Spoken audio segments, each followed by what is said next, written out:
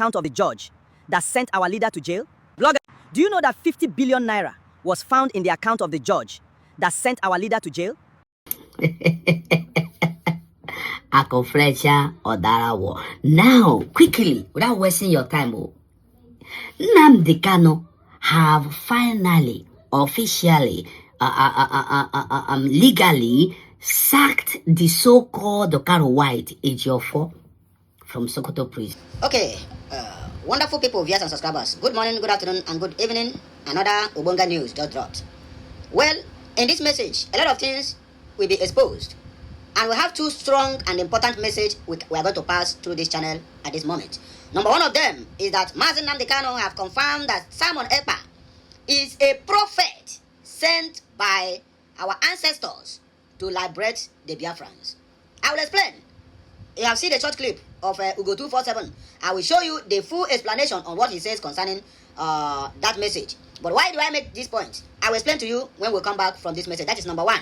Number two is that Fulani government of Nigeria, through their ICPC, found 50 billion naira in the account of one of the sons or one of the judges that sentenced Nnamdi Kanu to life imprisonment in Sokoto prison. And when they traced the money, it was not from what do you call it? It is not from the normal salary. It is not from a gift, but a bribe that Nigeria government gave to them to share for jailing Nnamdi Kanu for turning the law upside down. You are also going to watch the clip as we move forward. So I will allow you to watch that two clips. Now, the first one you are going to see is about Nnamdi Kanu, a kind of cutting ties with Ifeanyi Chukwu Ejiofor, and then the other clip will be for that of explanation on how the ICPC found 50 billion naira in one of the judges that sentenced Nnamdi Kanu to life imprisonment. So please watch this clip and then we'll come back here to discuss more. And as you're watching, please kindly share, like, and subscribe. Alright, let's go there, please. Ako Fletcher or Darawo. Now, quickly, without wasting your time, Nnamdi Kanu have finally, officially, legally sacked the so-called Okaro White Ejiofor from Sokoto prison. It shock you. Now, many of you may have remembered or may not remember that Simon Ekpa was shouting that Ejiofor is the eye in IPOB. Many of you may have forgotten this. Ejiofor is the eye, Nigerian eye in IPOB, working against Nnamdi Kanu. But nobody listened and nobody understood this. Today, I want you to hear. You see, the problem was that Nnamdi Kanu was never fed with the right information until this last time that he is in Sokoto, that the truth, every hidden truth has been opened to him. He has been seeing people from different directions and hearing from people. Everybody can visit him now, and he is now getting the information that has been denied since 2021 to date. Now, if you go to Barrister Aloy Ejimako's wall, you will see Nnamdi Kanu right from Sokoto prison sack personal lawyer Ifeanyi Ejiofor by who is not important. Okay. The leader of the indigenous people of Biafra, IPOB, Nnamdi Kanu, has formally terminated the services of his longtime personal lawyer, Barrister Ifeanyi Ejiofor, and directed him to stop representing him. He directs Ifeanyi Ejiofor to stop representing him, his family, or IPOB in any capacity. That's it. All this one he will come out and say IPOB blah blah. Ifeanyi Ejiofor, you are not a member of IPOB and you have been commanded. It's a command that you stop talking about IPOB. You are not representing IPOB, because I think last week I saw him saying he's calling Nigeria to release those IPOB people that were members that were kidnapped or abducted or blah blah blah. Now stop. You are adding salt to the injury only. In a letter dated July 22nd, 2026, and written from the Sokoto Correctional Center, Nnamdi Kanu said Ejiofor's engagement as a personal legal representative had earlier been terminated verbally, adding that the latest correspondence served as formal written confirmation of that decision. Kanu also withdrew what he described as any authority previously granted to Ifeanyi Ejiofor to act or represent IPOB, insisting that the lawyer no longer had any express, implied, or ostensible authority to speak or act on behalf of the separatist group IPOB.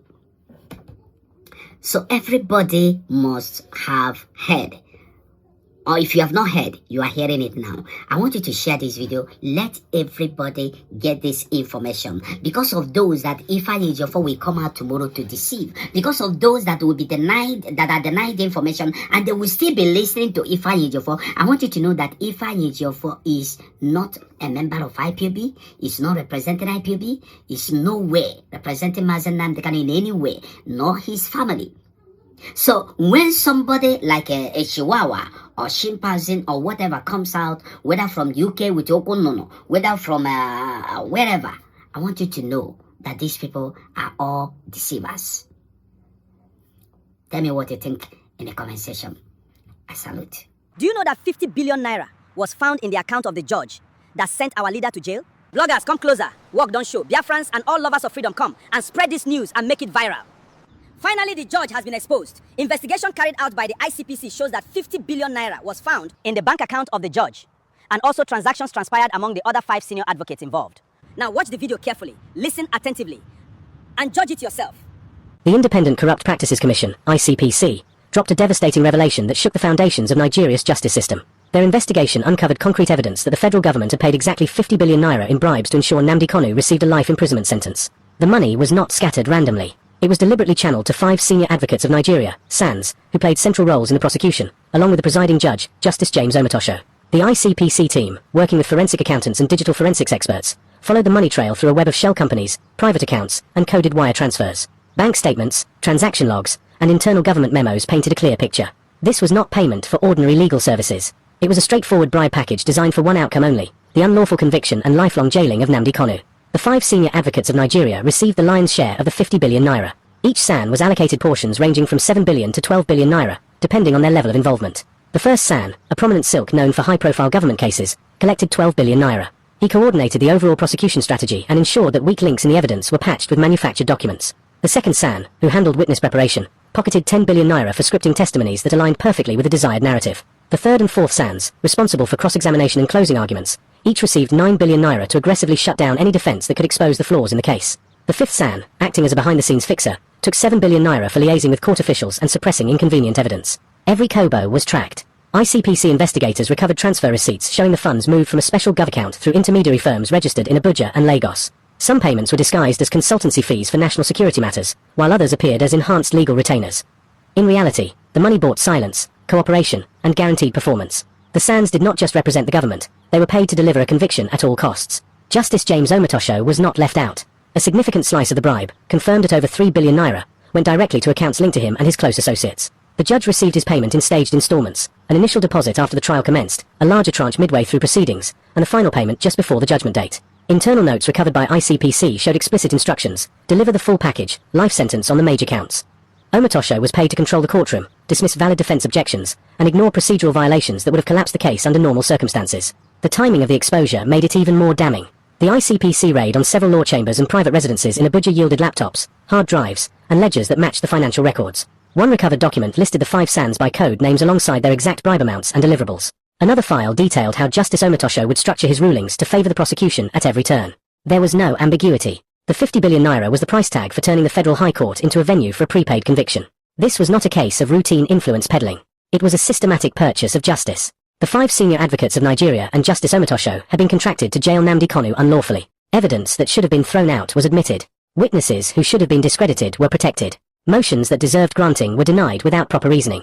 The entire trial process was bent to fit the outcome that 50 billion naira had purchased. The ICPC report laid it out plainly. The federal government did not trust the strength of its own case.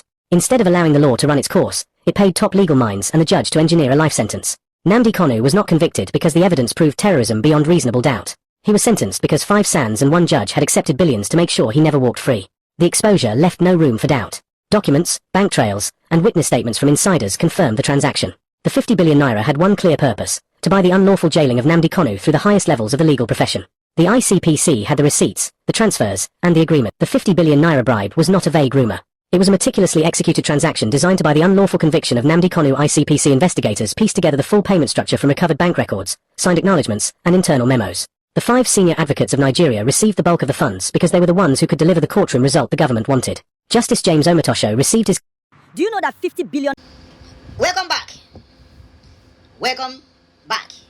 Well, our first message, which I titled, Master Nnamdi Kanu have vindicated Simon Ekpa. In fact, call him by name, Prophet of the Almighty Chukwu Okeabiama.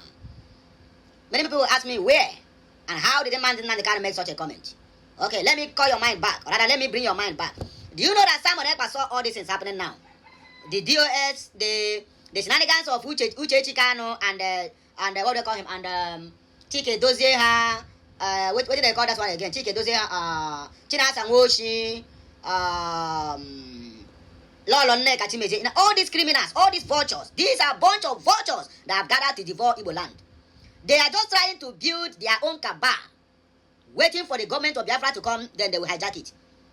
So if they did not start earlier on, they will not be able to hijack the government when we finally get Biafra. So these vultures have positioned themselves in many ministries, both online and offline, planning on how to hijack the totality of the Biafran struggle.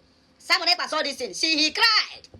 He lambasted Uche Kanu. What did they title Simon Ekpa? They said, oh, because he had a problem with his wife. That is why he's trying to disorganize Nnamdi Kanu's family. He shouted that this woman is working with the zoo. He said, like, look at waiting be this one where die Ifeanyi Uba, Abi. He said, look at Ifeanyi Uba. Say these people are working against what we stand for. They are not with us. They are totally against us. He cried.